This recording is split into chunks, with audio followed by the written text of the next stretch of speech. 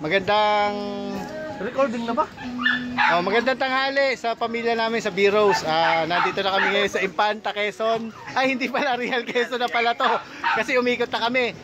Umalis kami sa Marcos Highway. 4 kami dapat na aalis. Ngayon sa kinasamaang palad, merong isang kasama namin na Magulo. hindi nakatuloy dahil cannot be daw siya, masama daw pakiramdam niya dahil may ano ba daw? Dysmenorrhea. May tagos daw siya, ganon. Sa puson. Oh, may sakit daw ang puson. So, yung masasabi ko lang sa'yo, Mare, paring B, kung nasan ka man ngayon, sana masaya ka. Basta kami dito, masaya kami. Ha? Nandito na kami, ito, nag-iihaw na kami, oh. Tapos, nandito na kami sa Real, magsisiming na kami mamaya. Oh, ikaw naman ngayon.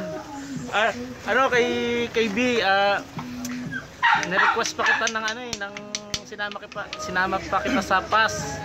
Ayun lang ako ngayon nauna dun sa meetup niyaya na nila ako mag-go kaya nag-go na rin ako. Hoy, hindi siya nauna sa meetup, ako. 5:30 ako nandun. Anong oras ka dumating? Pangatlo. Andun ako. Anong oras ka pa? Anong oras Alas ka dumating? 5. Oh, ba't di kita nakita sa mini-stop? Ang usapan kasi Shell. Ay, hindi naman kasi sinabi sa akin doon Nandun na ako. ano. Oh, yun, Ito ayun na lang si ano. May sasabihin nga pala si B. Yung dysmenorrhea mo, pagalingin mo na ha. Kasi mahirap yan pagka. Wala tinangay na ng ate isda nyo. Mahirap yan pagka nasa school ka, meron ka dysmenorrhea. Kaya magpagaling ka na lang muna. Basta B, masaya kami rito. May mga bago kami kaibigan. Ayan, nasa kabilang kubo. Huwag kang mag-alala sa amin, masaya kami rito. Sige.